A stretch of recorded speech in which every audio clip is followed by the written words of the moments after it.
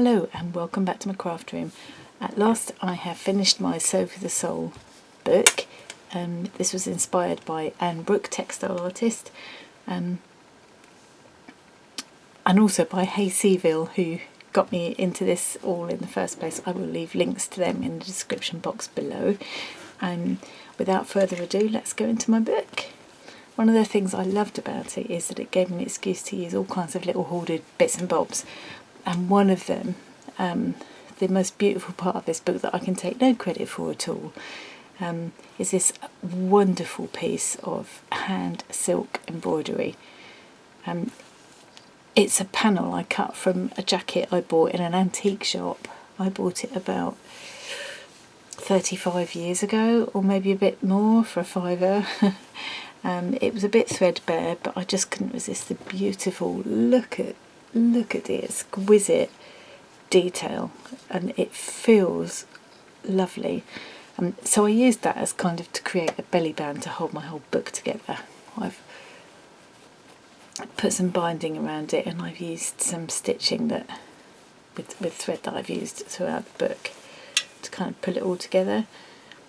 I was sewing this when my stepdaughter came around the other day. She thought I was making a really weird mask. It would be like the fanciest ever mask, wouldn't it? So yeah, I've just kind of used little chain stitch and running stitch there in colours that I've used all through the book for my belly band. And the belly band isn't something Anne suggested, it was just a way to use that lovely piece. I couldn't bring myself to cut it up, it had to be kept in a panel. Anyway, so here's my book. Let's get straight onto the flip through. The outside cover, I've used a piece of old patchwork that I started many years ago, maybe as much as 30 years ago, and never actually made it into anything. You can see all my tiny stitching on there. And then all of these scraps have a story to me. I know that this is a pair of old pyjamas of mine. This was a cushion cover. This braid, I remember this fringing I've just had knocking around for ages and ages, and that ribbon and the lace. And this is a cross stitch I started doing years ago to make into a little card and never actually got around to finishing it. Oops. And then it's just a really good excuse to use all these hoarded bits and bobs. Like, I love this velvety sequined kind of braid, I suppose. It's like a really wide braid, isn't it? I got that in a shop in Walthamstow when my son lived there a few years back. So let's stop waffling on and get inside. So I've got to try and remember now what all the prompts were. So since Sew for the Soul, Anne has also done, there was a bobbin, like a wooden bobbin. I want to do that one next, and I think currently she's working through 52 tags, which started in January, so I'd like to catch up and start joining in with that as well. I think it sounds like she was bowled over by the response to these to this series of videos that she did, and it all people were working through it much faster than she'd anticipated, so she ended up doing a couple extra projects. Anyway, so the idea was to pick one colour, so I picked blue, to have all through the book. So for each of my sort of spreads, like a spread being like the 2 pages, I picked a different colour scheme, blue and whatever. So with this one, it's kind of a soft, quite greenish teal kind of blue with neutrals, and there's a little bit of sparkly thread, metallic thread in there as well. I think with this first page, the idea was to keep it very simple and only use straight stitches, but you could explore the different ways that you could use those straight stitches. So I've used a lot of running stitches, a lot of these little, I think these are called seed stitches, or seeding. So they're just tiny little straight stitches scattered about.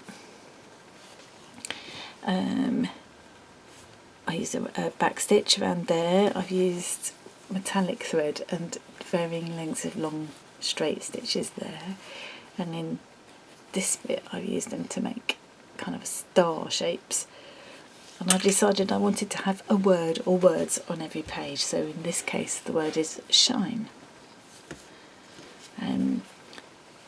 One thing I wanted to do was stitch into the fabric all the trimmings and pick up the pattern that was already there and kind of accentuate it with the stitching, if that makes any kind of sense. So here in the lace, I've done a little, in the centre of each of these motifs I've done a little French knot rather, and then in some of them I expanded them out to make little stars, and in this one I've put little cross stitches inside the boxes in the fabric pattern around there.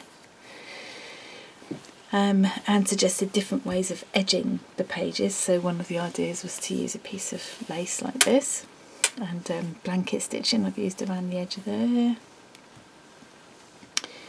So the colour scheme for this one was more of a navy blue with pink and green and white. And I think, what was the prompt with this one?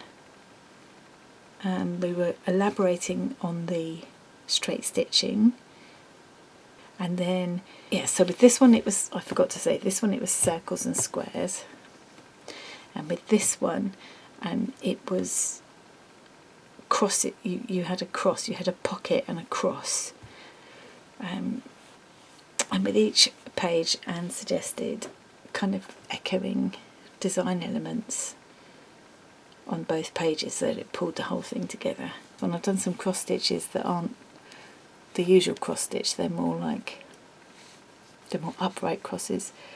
Bit of couching, bit of lazy daisy, a bit of blanket stitch around the heart there. That's my old pyjamas again. This is some fabric I had for a doll. This is a bit of wide bias binding I've had knocking out. I think I got that in a scrapbook kit from Quirky Kits years ago. And I've kept it all the time because it's so pretty. Chain stitch around there, couched down tapestry wool here. And this is a fly stitch. So Anne goes through, she's got a really useful video actually with just a little selection of simple stitches that you can learn. So this fly stitch and cross stitch, they were definitely some of her favourites. And the idea was to put a tag in the pocket. So I've done my cross, I put a button in the middle of the cross, I love buttons, and then the tag to go in the pocket.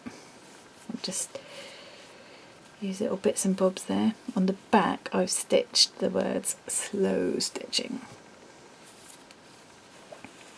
Oh, and this was another edging idea. So this was, I think this is one of Anne's favourites. I don't know how well you'll be able to see it, but this is called bullion stitching.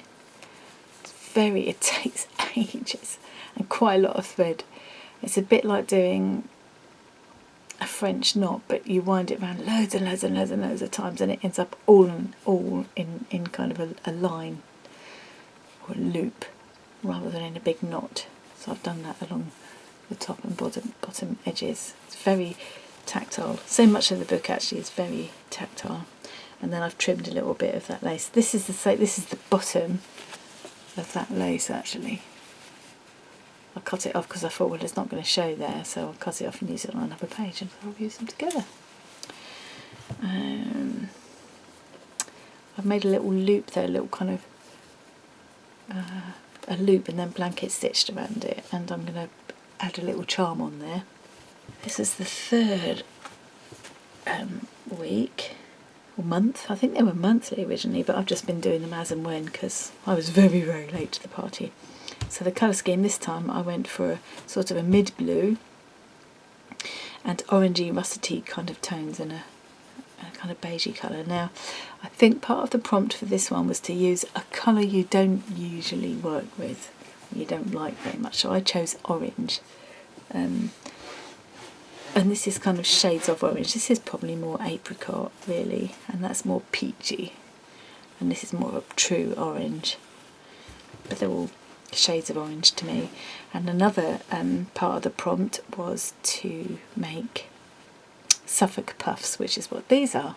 So you can have these either way up, they can be closed or open, you can hem them like I have there or leave them more fringy. I really enjoyed making those actually. It's a great way to use tiny scraps of fabric. I've also done little scattered French knots here. It is all very all across there. I don't know how well you'll see them. It's very tactile, lots of running stitches around the shapes of the Suffolk puffs. There's another Suffolk puff over here with a button in the middle of it.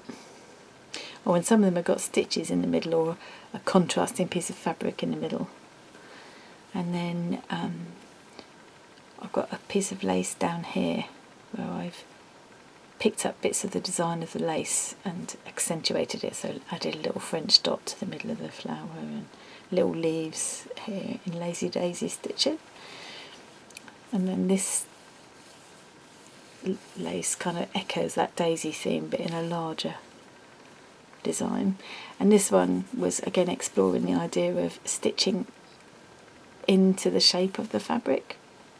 So it's crossed. So this fabric was kind of a check. It was very neutral colours, but it was kind of a check all the way through. So I did cross stitches in both diagonal crosses and upright crosses, and then some just straight stitches. It looks a bit like smocking or something, although it's not. And then I've just used some, this was a trim that I'd had knocking around for a long time, and this was me attempting to do a kind of picot edging with strands of embroidery thread and then blanket stitching over them. It's not very neat, but it's quite an interesting texture, I think. And then on the bottom here is some trim. Again, I got that in that shop in Walthamstow. Oh, that's some amazing stuff, ever so cheap as well. And it works quite well with this page too. This one, the prompt for this one was all about weaving. So we wove together lots of different scraps and strips of trim and fabrics and things. I loved this one. It's probably my favourite, I think.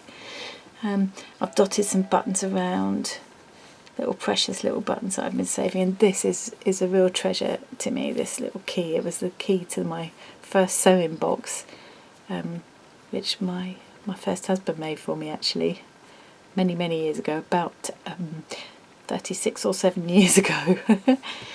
I have got a spare key though. I really want to keep that. And then this is an old shirt, much loved old shirt.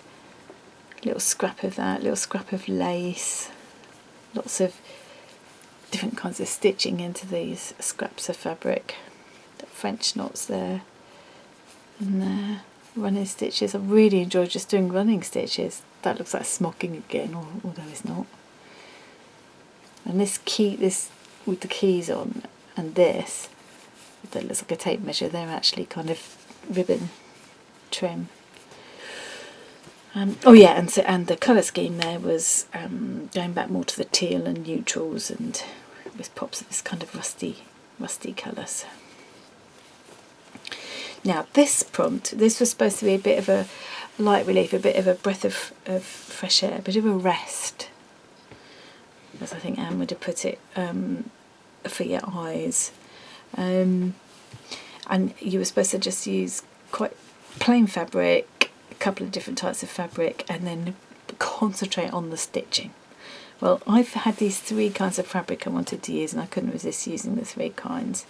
And I maybe got a bit over elaborate, but it's still quite restful after the busyness of these pages. This is just basically the stitching. I've just got 3 types of fabric, and the other part of this prompt was to have a cut through hole, a peep hole, which goes through to the next pages.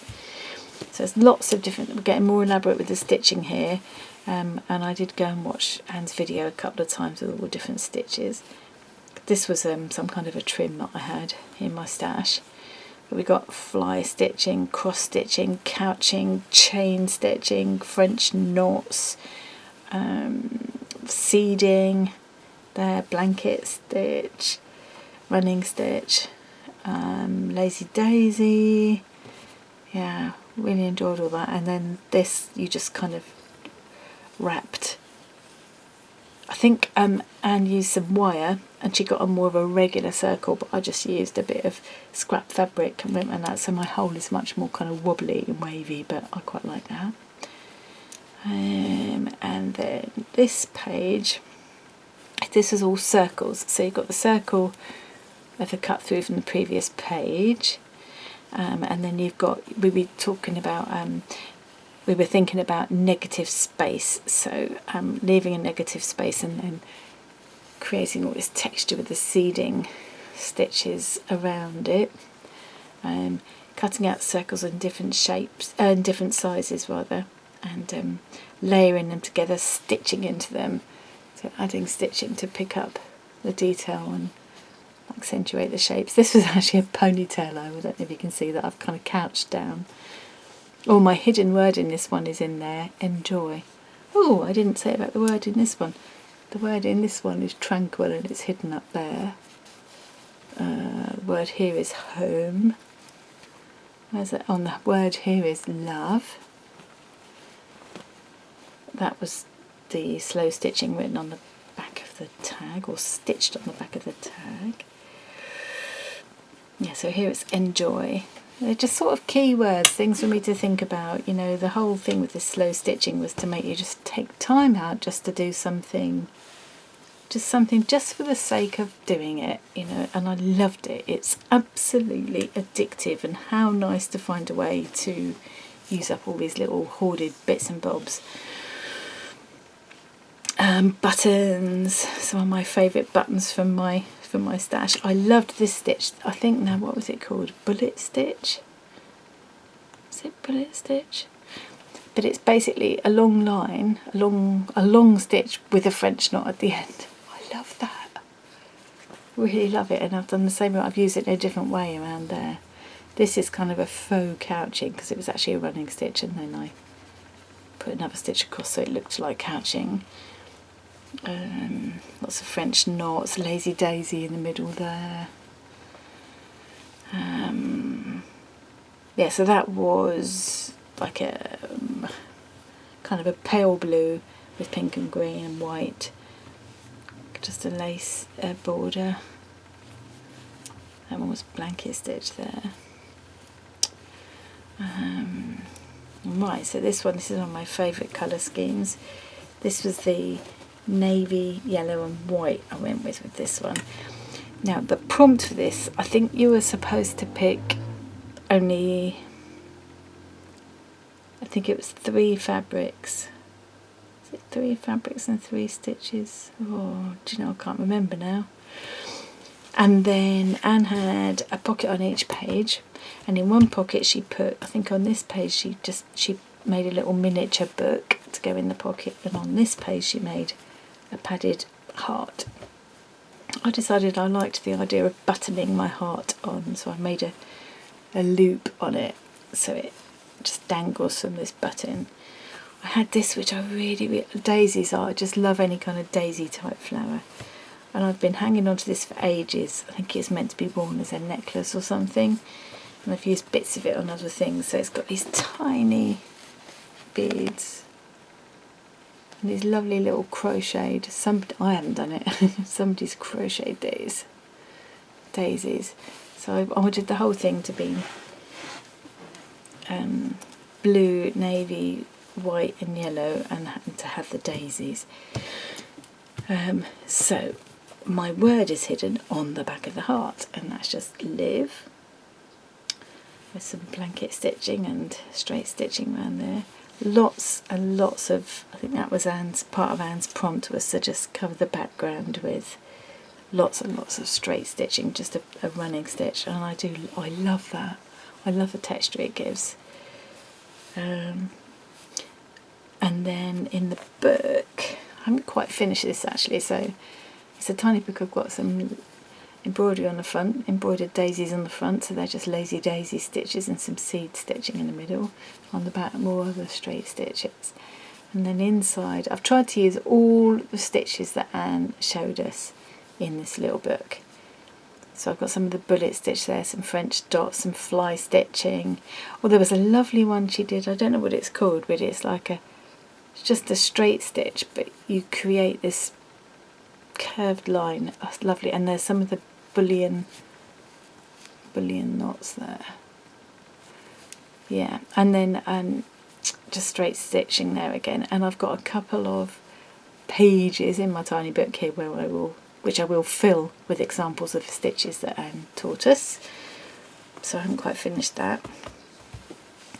And then the last page was just Anne did lovely little swatches. Mine ended up going in a slightly different direction, but each of these does kind of represent one of the colour schemes that I've used, and I've managed to squeeze in some of the little tiny bits and bobs that I had left over. It's just going to make me really even worse than I already am at being able to throw away all those tiny bits and bobs, because there's always a use for it. So I've added the pieces and then stitched on top. So with this one there's a bit of that fly stitching and then some bullet stitch. Here we got some seeding and some of the straight cross stitches, a bit of blanket stitch, French knots, kind of an adapted blanket stitch. Oh, that reminds me, I think something I forgot to say with this one, what Anne encouraged us to do is to take those basic stitches that she showed us and then just see what you could do with them. So like with the blanket stitch, rather than just do a straight blanket stitch, I've gone bigger and then smaller again. I've done a chain stitch and then turned it into a blanket stitch and come back. The French knot, she showed us how to do the sort of classic little neat French knot, but then to leave it really loose and almost fluffy, so you create these, they look like tiny roses or something. You just leave them quite kind of loose and textural. That's the bullet stitches again, which are kind of an adaptation of the French knot. I think I've done that with the bullion knots. So I've just closed them up, each one up into a kind of tiny loop. Anyway, I've distracted myself now. Where did I get to? So yes, last page. So that's all different swatches. So with each one I've done a different kind of stitching into a chain stitch. Just a big, like a chunky couching there. Blanket stitch with really long lines. And that's probably my most successful bullion stitching across there. It is so tactile, you can't help but want to fiddle with these. And then, so for my very last page, the inside back cover, this is actually my own, I did my own handwriting on there in a pen that kind of disappears with heat, and then I hung it over a heater until it disappeared. I think if I put it in the icebox it would come back. Anyway, so it says, slow sewing mends my soul, one stitch at a time. Annie, July 2021, which is when I finished it. And that's kind of mixed up two quotes that I found online. I've sort of mashed them together. So that's it, I'm done. So thank you very much for watching. I hope you enjoyed that. I will leave links to Anne Brooke's channel down below. Oh, she's an absolute inspiration. And also to Hey Seaville, who inspired me to start doing this in the first place. So thanks very much to both of those inspiring ladies, and thanks to you for watching, and I will see you again very soon. Bye.